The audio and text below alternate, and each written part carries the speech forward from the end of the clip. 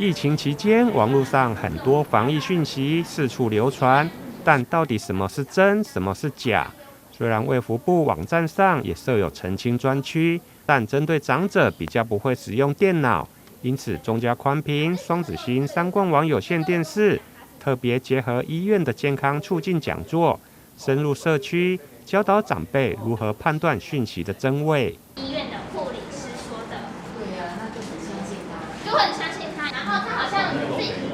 自己看一看，你也觉得他里面讲的也没有不好。对，那本来就是要多喝水啊，那就是要排干净。对呀，然后要维他命 C 增加免疫力嘛，这些都好像没有什么问题。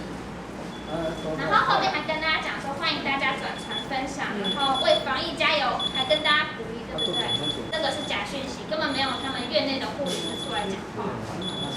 所以这个也是一点很重要，就是通常这种假讯息，它可能不一定有他意，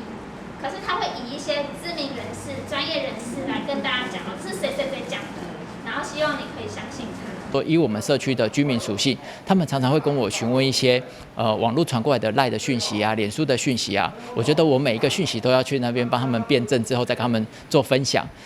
好像有一点麻烦，有一点。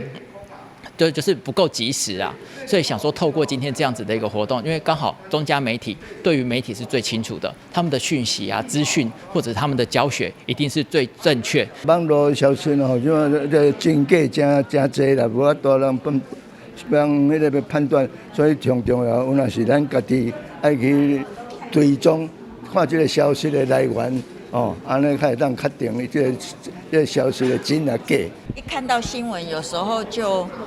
忘掉要去查证了。我真的蛮相信，我今天来上这个课，真的对我来讲是受益很大。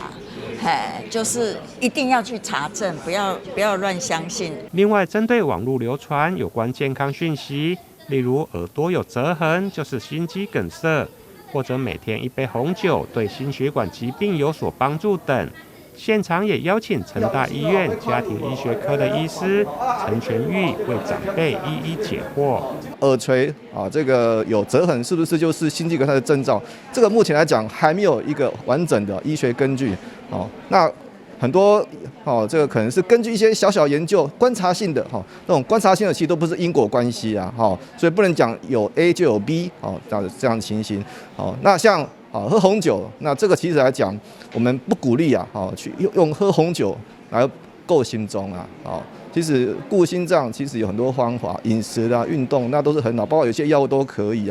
对，那酒其实本身酒精就会伤害心肌伤害心脏所以那都只能少量所以，但是一般我们喝酒不太会少量大概都会